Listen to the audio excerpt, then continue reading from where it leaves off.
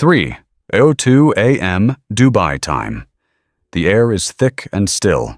The villa sits behind a 12-foot concrete wall. No streetlights reach the garden. The pool water is dark and unmoving. Inside one of the shared rooms, a woman in her late 20s presses her phone to her ear. Her name is Melissa Carter. She has been in the United Arab Emirates for 4 days. She has not slept properly in 48 hours. Her shirt is damp with sweat. The air conditioning is too cold for the heat outside, but she is shivering anyway. She has found a corner of the courtyard where the security camera does not sweep. She can hear her own heartbeat in her ears. She speaks in a whisper. Not a dramatic whisper. A physical whisper. Her throat is tight. Her tongue feels dry. Mom, it's me. I'm not at the hotel anymore. Her mother, Sandra Carter, is in Columbus, Ohio. It is 7:02 p.m. there. She is washing dishes in her kitchen. The water is running. The radio is playing softly. They took our passports, Melissa says. They said it's for paperwork, but it's not. Mom, call the consulate, please. I have to go. The line goes dead. Sandra stares at the screen. The water is still running. She drops the dish. It does not break. She does not notice. She calls back. Voicemail. She calls again. Nothing. She stands in her kitchen for a long moment. The radio plays a song she cannot hear. Her hands are shaking. She thinks about the flight she helped pay for. She thinks about the passport photo she took. She thinks about the way Melissa hugged her at the departure gate. That single call, lasting 47 seconds, would become the first thread pulled in an investigation that stretched from Miami to Dubai and back again. But in that moment, Sandra Carter is just a mother standing in her kitchen, holding a phone that has gone silent, trying to understand what she just heard. If you are a regular viewer of this channel, you know we do not sensationalize, we document, we trace the paper trail, we follow the money and the fear. And if this is your first time with us, welcome. What you are about to hear is a story about trust, the kind that is built over years and broken in a single night. Danielle Mercer grew up in Coral Gables, Florida. She was 34 years old when this story begins. She had a career in recruitment that stretched back more than a decade. Hotels, events, private companies. She knew the industry from the inside. Her mother still lived in the same house Danielle had grown up in. Her father had passed away 5 years earlier. Danielle visited every Sunday. She brought groceries. She fixed the sink when it leaked. She was the reliable daughter. Her LinkedIn profile was clean. Professional headshot. Endorsements from former clients. One testimonial read, "Danielle found me a position that changed my life. She is thorough, honest, and always available." She had an office in a shared workspace near Miami International Airport. She had a website. She had business cards. Everything looked legitimate because, for years, it had been. She was not a stranger to the women she recruited. Some had worked with her before. Others came through referrals. One woman, a nurse from Atlanta, had been recommended by a friend who had gotten a temporary event job through Danielle 2 years earlier. That job was real. The paycheck cleared. So when Danielle began talking about a new opportunity in Dubai, nobody questioned the source. Danielle sent the email on a Tuesday. It was 10:14 a.m. She had drafted it 3 times. She wanted the tone to be professional, but warm. Exclusive, but not secretive. Exclusive Dubai placement, confidential luxury project. The body of the email was polished. It described a 6-month private contract with a company called Meridian Hospitality Group. The compensation was $40, $40, furnished accommodation, private transportation, round-trip airfare, all expenses covered. "This is not a typical job," Danielle wrote. It requires maturity, professionalism, and absolute confidentiality. If you are selected, you will sign a non-disclosure agreement. You will not discuss the location or the clients on social media. You will not post photos. You will not tell your friends the name of the property. She hit send. She leaned back in her chair. She watched the outbox fill. 347 candidates received that email. 11 would say yes. Jasmine Torres was 31. She was a single mother to a 5-year-old boy named Leo. She worked 2 jobs. Mornings at a diner, evenings at a dry cleaner. Her feet hurt every night. Her rent had gone up twice in 3 years. She received the email at 2:34 a.m. Phoenix time. She was folding laundry. The dryer was running. Leo was asleep in the next room. She read the email twice.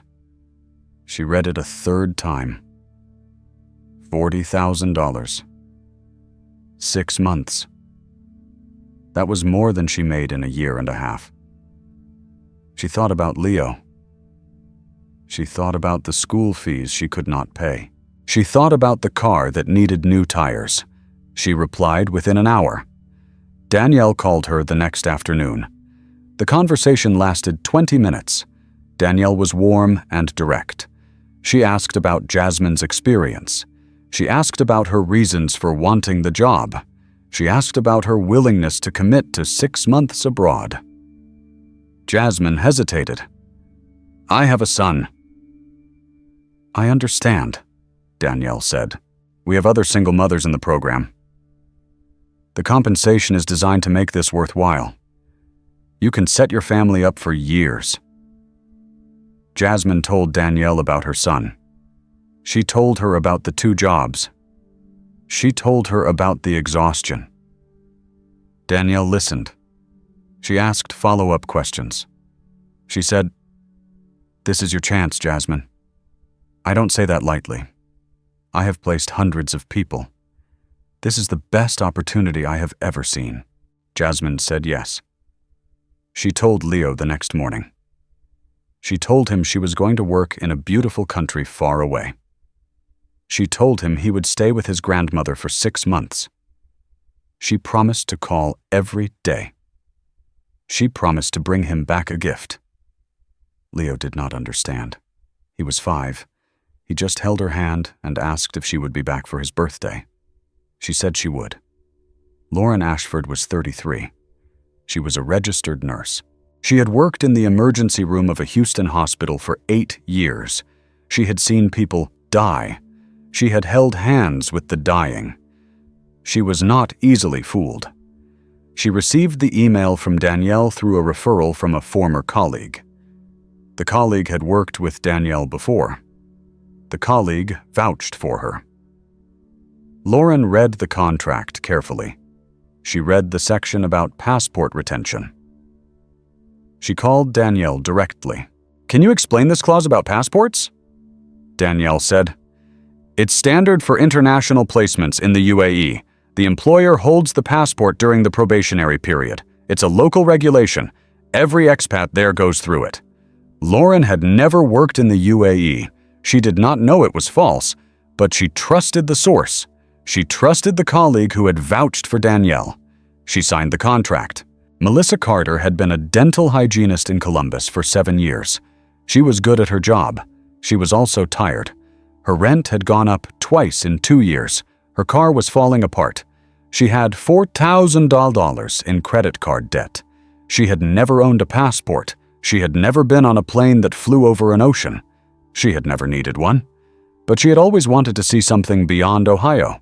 She had always told herself that one day she would take a chance.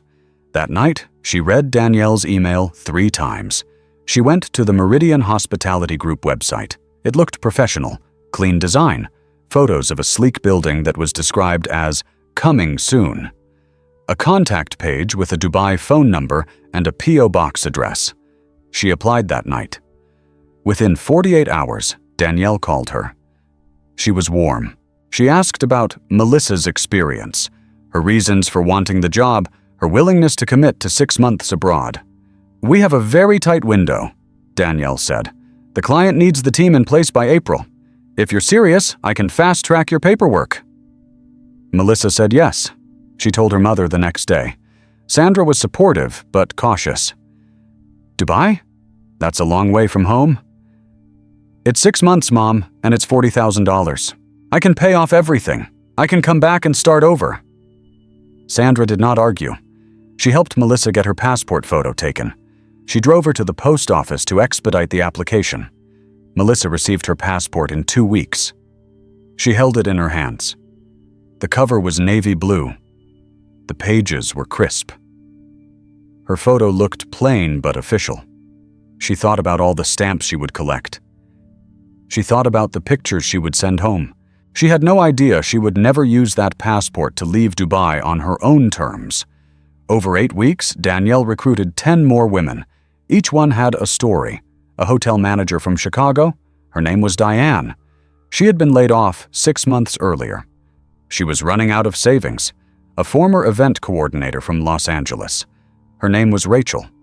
She had been working as a barista since the events industry collapsed. She missed the feeling of working on something big. A single mother from Phoenix. Jasmine. She still had the photo of Leo on her phone. A nurse from Houston. Lauren. She was skeptical but hopeful. A teacher from Seattle. Her name was Anna. She had always wanted to travel. She had saved for years. This was her chance. Each woman went through the same process. Email, phone interview, contract signing, flight booking. The contract was identical for all of them. It named Meridian Hospitality Group as the employer. It specified a start date, a 6-month term, and a termination clause that favored the employer. It also included a clause about passport retention for administrative processing during the probationary period. None of the women thought twice about that clause. It was buried on page 7, and Danielle had assured them it was standard practice for international placements. Melissa packed a single suitcase. She packed lightly. Work clothes, a pair of jeans, a jacket for the air conditioning, a photo of her mother, a small book she never finished. The flight was from Columbus to Chicago to Dubai, 14 hours in total. She sat by the window. She watched the lights of the Midwest disappear. She watched the Atlantic turn from blue to dark blue to black. She did not sleep much. Her mind was racing. She thought about the money. She thought about the adventure. She thought about her mother alone in the house. She landed at 6:30 a.m. Dubai time. The heat hit her as soon as she stepped off the jet bridge. It was not like Ohio heat. It was dry and heavy. It felt like walking into an oven. A driver was waiting with a sign that said, "Meridian Hospitality." He was polite. He took her luggage. He led her to a black SUV. The drive was surreal. She saw the Burj Khalifa in the distance. The highways were immaculate. The buildings were like something from a science fiction movie. The driver took her to a luxury hotel near the Dubai Marina. The room was spacious, with a view of the water. There was a welcome note on the desk. "Welcome to Dubai. Orientation begins tomorrow. Relax and enjoy." Melissa called her mother. "Mom, you would not believe this place. It's gorgeous. I'm in a hotel overlooking the marina." Sandra felt relieved. "You sound happy, honey." "I am. I think this is the best decision I've ever made." The next morning, everything changed. A different driver arrived. Same black SUV. Same polite demeanor. He said, "Orientation will be held at a different location. The hotel is only temporary." Melissa and 3 other women were loaded into the vehicle. They drove away from the marina, away from the glass towers, into a sprawling residential area on the outskirts of Dubai. The villa was surrounded by high concrete walls. There was a security gate. A guard sat in a small booth. He waved them through without checking any identification. Inside, the property was large. A main building with a courtyard. Several smaller buildings around it. A pool that looked clean but unused. There were no other guests. There were no employees visible except the driver and a man in a suit who introduced himself as Mr. Hassan. Mr. Hassan spoke with a British accented English. He smiled often. He gestured broadly. He seemed welcoming. "Welcome to the orientation facility," he said. "You will stay here for the next few days while your contracts are finalized and your residency permits are processed. Your passports will be collected for this purpose. They will be returned to you before you begin work." It was the first time anyone had mentioned collecting passports. Melissa raised her hand. "Why can't we keep our passports?" Mr. Hassan smiled. "Standard procedure, Miss Carter. All foreign workers in the UAE have their passports held by their employer during the probationary period. It is a local regulation." It was not true, but none of the women knew that. Jasmine asked, "How long is the probationary period?" "Normally 90 days. But we process everything within 2 weeks here. You will have your passports back before you start the actual work." Lauren, the nurse, looked around the villa. She looked at the high walls. She looked at the gate. She looked at the pool. She said nothing, but she made a mental note. They were shown 2 shared rooms. 2 women per room. Bunk beds. Air conditioning that was too cold. A shared bathroom at the end of the hall. Melissa shared a room with Lauren. They unpacked in silence. Melissa put her passport pouch on the top bunk. She checked it 3 times before she slept. The first 2 days were uneventful. They attended briefings in a large conference room on the ground floor. They filled out more forms. They were told that work would begin soon. The forms were detailed: tax documents, banking forms, emergency contact information. Each woman handed over her personal details without hesitation. On the second night, they were given a meal: a buffet, grilled chicken, rice, vegetables. It was adequate. There was no alcohol. Jasmine tried to call Leo. The internet was slow. The Wi-Fi kept dropping. She managed to connect for a few minutes. Leo was eating dinner at his grandmother's house. He told her about his day.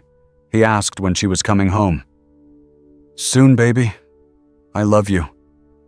She stayed in the room for an hour after the call. She stared at the wall.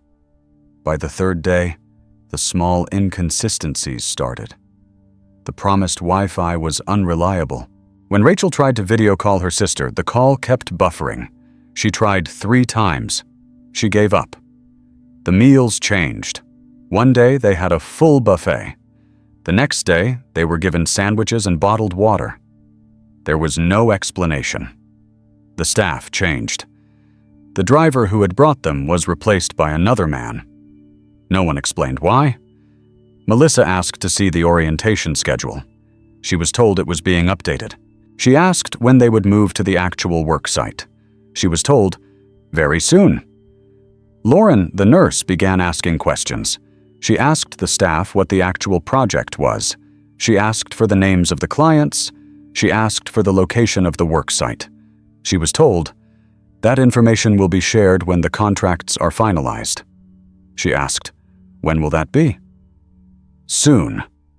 On the 4th night, Melissa decided to check her bag. She'd kept her passport in a small pouch inside her suitcase. She had checked it every morning. That evening, it was gone. She searched the room. She searched under the bunk. She searched the bathroom. Nothing. She asked Lauren, "Did you see anyone come in?" "No, but I wasn't watching the door all day." Melissa went to the main office. A staff member told her, "All passports are being kept in the administrative office. We told you this on arrival. You didn't tell us you were taking them without asking. It was in your contract. Section 7, subsection C."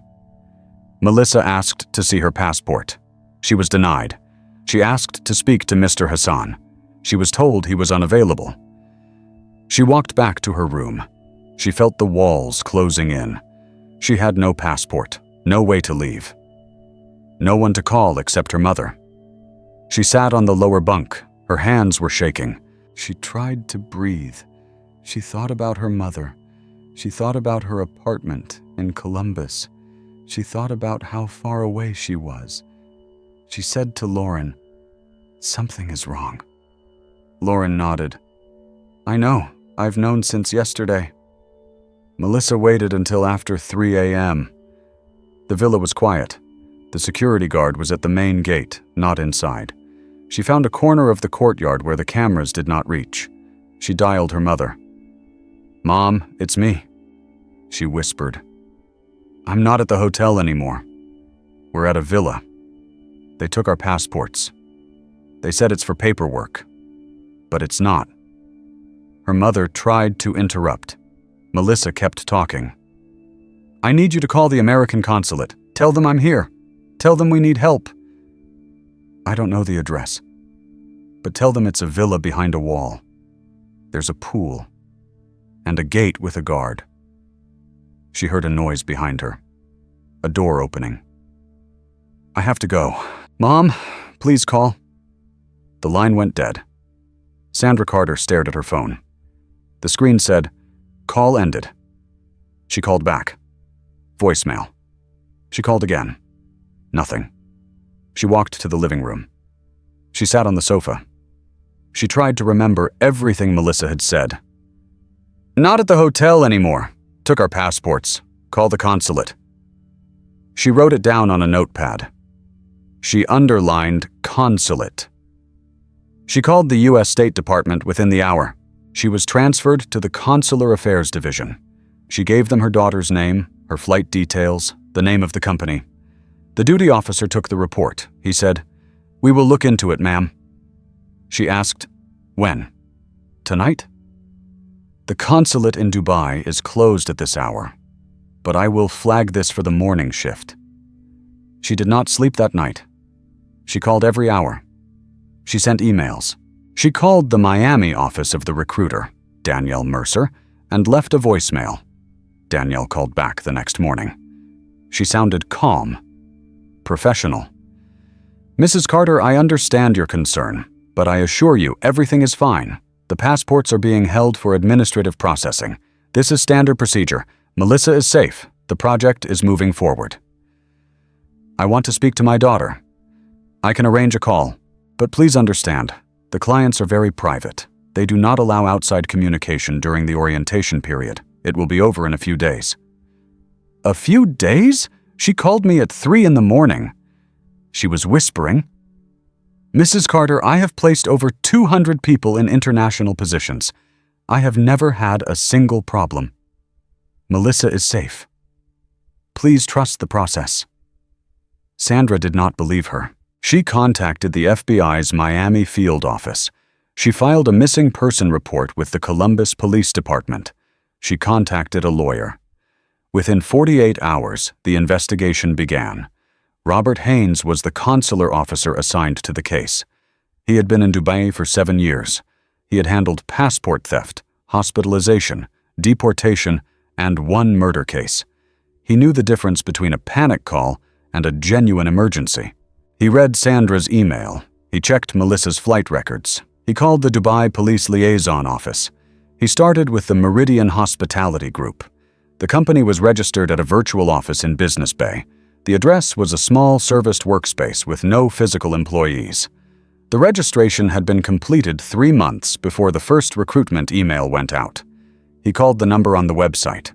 It went to a voicemail box that was full. The company had no operating license for a hospitality project, no permits, no approved staff accommodations. The luxury complex described in the contracts did not exist. It was never built. It was never planned. Robert Haynes contacted the Dubai police. They agreed to visit the villa. The police arrived at 10:00 a.m. local time. 2 patrol cars, 6 officers, a translator. The guard at the gate tried to refuse entry. He was detained. The officers walked through the gate. They walked across the courtyard. They knocked on the main door. Mr. Hassan opened it. He looked surprised. He said, "Can I help you?" The lead officer said, "We have received a report about American citizens being held here without valid documentation. We need to search the property." Mr. Hassan stepped aside. Inside, police found 11 American women. They were in various states of confusion. Some had been told they would be leaving that day. Others had been told their passports would be returned after the weekend. Melissa was in her room. She heard the commotion. She walked to the door. She saw the police officers. She started crying. Jasmine asked, "Are we in trouble?" An officer said, "No, you are safe. We are here to help." None of the women were registered as employees. None of them had valid work permits. All of them had been living under the same roof for days without any formal labor contract approved by the UAE Ministry of Human Resources. In a locked office on the ground floor, police found a safe. Inside, 9 passports, travel documents, copies of the employment contracts, and a folder containing personal information. Social security numbers, banking details, next of kin contacts for every recruited woman. 2 passports were missing. Melissa's was one of them. It was later found in a drawer in Mr. Hassan's personal residence. The other was found in a desk drawer. Both had been removed to prevent the women from leaving. A gardener who worked at the villa, an Egyptian national named Emir, was questioned. He told investigators, "The women were brought here in groups. They never left. I saw them at the windows. I saw them looking out. They looked lost." Emir had been hired 3 weeks earlier. He had never been told what the property was used for. He had been paid in cash. He provided police with the names of 2 other workers who had briefly been employed there. Both had been dismissed without explanation. The financial investigation was conducted by a joint team. Dubai Financial Crime Unit, FBI liaisons from the US, Embassy, forensic accountants. The $40,000 salary commitments were not funded by Meridian Hospitality Group. The company had no operational bank account large enough to cover even 1 month's payroll. Instead, the contracts were tied to a second company registered in Delaware. Its name was Orion Workforce Solutions. The registration was filed under a virtual address. The directors were listed as Mark Salinger, and a name that later turned out to be a pseudonym. Orion had received payments from a series of third-party accounts in the weeks before each woman's departure. These payments came from shell companies based in the Cayman Islands and the Seychelles. The total transferred exceeded $500,000. FBI agent David Kohler traced the transfers. He spent 2 weeks following the money. He found that the shell companies had been created 6 months before the first recruitment email. They were linked to a previous operation that had attempted a similar scheme in Qatar. That operation had been shut down after one worker filed a complaint. Agent Kohler said in his report, "Orion Workforce Solutions was not a legitimate recruitment firm. It was a funding conduit for a human trafficking and fraud operation. The money was used to pay recruiters, secure properties, and cover travel expenses. There was no intention to provide the promised salaries." Danielle Mercer received a commission of $5,000 per candidate. That is $55,000 in total. But the payments did not stop there. Danielle also received regular monthly retainers from Orion, dating back 3 months before she began recruiting. She was not a simple recruiter. She was a paid agent. The most damaging piece of evidence was found on Danielle's personal computer. Investigators from the FBI Miami field office executed a search warrant on her shared workspace. They seized her laptop, her phone, and her external hard drives. Recovered emails showed that Danielle had been warned. On February 10, 2025, 3 weeks before she sent the first job email, she had received a message from Mark Salinger. The email subject line, UAE Compliance Update. The body of the email read, "Danielle, just a heads up. The Dubai side isn't fully licensed yet. There's a chance the permits won't come through before the first arrivals. We're working on it. But if they ask, tell them the hotel is temporary. Keep them in the villa until we sort it out. We'll make it right." Danielle replied, "Understood. I'll manage the narrative." She never told the candidates. She never warned them that the permits were missing. She never gave them a chance to say no. She continued recruiting. She continued collecting commissions. She continued sending women to a facility that had no legal right to house them. When confronted with the evidence, Danielle initially denied any wrongdoing. She told investigators, "I was acting in good faith. I trusted my client. I believed the permits would come through." But the email chain contradicted her. She had known about the risk before a single woman signed a contract. She had chosen to proceed anyway. During a second interview, a federal prosecutor asked her, "How many women did you send to Dubai?" 11. "How many did you tell that the project was unlicensed?" "None." "Why not?" Danielle paused. She said, "I didn't want to alarm them." The prosecutor showed her the commission records. He showed her the retainer payments. He said, "You were paid per head. You knew the project was not ready. You knew the passports would be withheld. You knew the women were effectively trapped, and you did not stop." Danielle requested a lawyer. She was detained in Florida.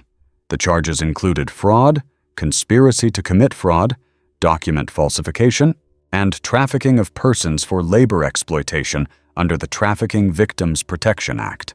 The investigation also identified Mark Salinger and 2 other individuals associated with Orion Workforce Solutions. Arrest warrants were issued. Interpol was notified. In the weeks following their repatriation, the 11 women began to speak. Melissa Carter gave a statement to the FBI. She described the whisper call. She described the fear of waking up in a locked compound with no identification, no legal status, and no clear way out. Jasmine Torres gave a statement. She said, "I left my son for this. I told him I was going to make a better life for us. I had to tell him I was lying." That was the hardest part. Lauren Ashford, the nurse, gave a deposition. She said, "I knew something was wrong on the second day. I should have trusted my instinct. I should have left. But I had no passport. I had no phone that worked reliably. I was trapped." Rachel, the former event coordinator, said, "We were not hostages in the traditional sense. There were no guns. But we were prisoners. We couldn't leave. We couldn't call anyone. We didn't know where we were.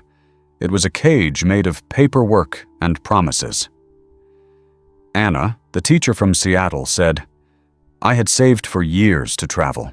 I thought this was my big break. I cried every night in that bunk bed. I missed my cat. I missed my garden. I missed the rain. You don't realize how much you love normal life until it's taken away." Danielle Mercer's case went to trial. The prosecution presented the emails, the commission records, the passport retention evidence, and the testimony of the 11 women. The defense argued that Danielle had been misled by her clients. They argued that she was a victim of the same deception. They pointed to her clean record. They pointed to her years of legitimate work. The prosecution called Mark Salinger, who had been extradited from London. He testified against Danielle in exchange for a reduced sentence. He said, "Danielle knew everything. She knew about the permits. She knew about the passports. She chose to continue." Melissa testified. She walked to the witness stand. She was wearing a blue blazer. Her hands were shaking. She took a breath. She described the phone call. She described the villa. She described the moment she realized her passport was gone. When asked what she would say to Danielle, Melissa looked at the defendant and said, "I trusted you. You knew my name. You knew my mother's name. You knew I had never been anywhere. And you sent me into a cage anyway." Danielle did not look up. The jury was out for 3 hours. They returned a guilty verdict on all counts. The sentencing included 12 years in federal prison, restitution to the victims, and forfeiture of all assets connected to the scheme. The 11 women were repatriated to the United States within 10 days of the police raid. They received consular assistance, they were given temporary accommodations, they were offered counseling and legal support. Melissa flew back to Ohio. She was met by her mother at the airport. They held each other for a long time. Sandra said, "I thought I would never see you again." Melissa said, "I thought the same thing." She had lost her job in Columbus. Her rent was past due. Her credit card debt had grown. But she was home. Jasmine flew back to Phoenix. She was met by Leo and her mother. Leo ran to her. He held her leg. He said, "You came back." She knelt down. She hugged him. She said, "I promised I would." Lauren went back to Houston. She returned to her nursing job. She told her colleagues about Dubai. She said, "I will never work overseas again. I will never trust a recruiter without doing my own research." The case attracted attention from lawmakers. The Senate Committee on Foreign Relations held a hearing on international recruitment abuses. Melissa testified. She described the lack of oversight. She described how easy it was for companies to hide behind shell structures. She said, "If you see a job that promises too much for too little risk, look again. Ask for proof. Ask for licenses. Ask for the phone number of the embassy. And if someone tells you they need to keep your passport, walk away. No job is worth your freedom." The committee proposed new regulations. They required recruitment agencies to disclose all fees. They required employers to verify work permits before employees traveled. They created a hotline for overseas workers in distress. Emir, the Egyptian gardener, was never charged with anything. He had done nothing wrong. He had simply gone to work every day and watered the plants. He gave a quiet testimony to the Dubai police. He said, "I saw the women looking out the windows. They looked like birds in a cage. I asked Mr. Hassan once why they never left. He told me not to ask questions." Emir had a daughter in Cairo. She was 8 years old. He sent her money every month. He had not seen her in 2 years. He told investigators, "Those women, they were someone's daughters, someone's mothers. I thought about my own daughter. I hoped she would never be locked in a room far from home." The financial audit revealed a broader network. The Cayman accounts were linked to a holding company in the Bahamas. The Bahamian company had been used to fund similar operations in 3 other countries, one in Turkey, one in Morocco, one in Egypt. Each operation had followed the same playbook: high-paying jobs, confidential projects, passport retention. The Moroccan operation had been shut down after one woman escaped and contacted the U.S. Embassy. The Turkish operation had dissolved after a financial audit exposed the lack of permits. The Egyptian operation had been stopped before any workers arrived.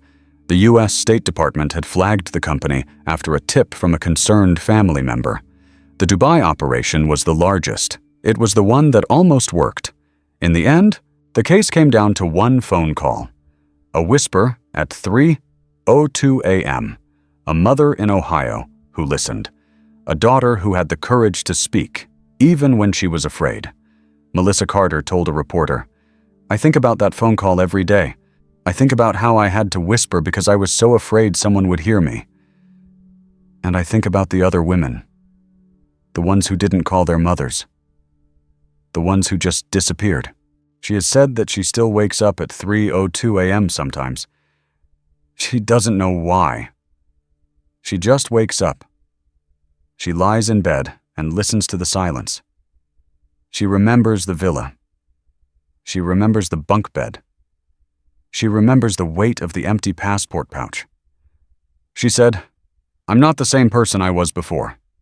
I'm more careful now. I'm more suspicious. But I'm also more grateful.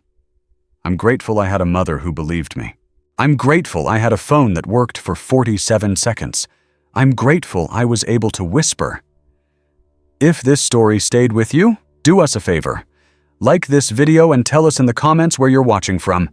Your city, your country, your corner of the world. We read every single one. Subscribe and turn on notifications so you never miss the next case we uncover. Thank you for watching. This story is a work of fiction. All characters, companies, and events are entirely fictional. Any resemblance to real persons, living or dead, or actual events is coincidental. The story is created for entertainment and reflection on issues of international recruitment and worker safety. All legal procedures, investigations, and testimonies depicted are dramatized for narrative purposes and do not represent actual legal advice or official proceedings.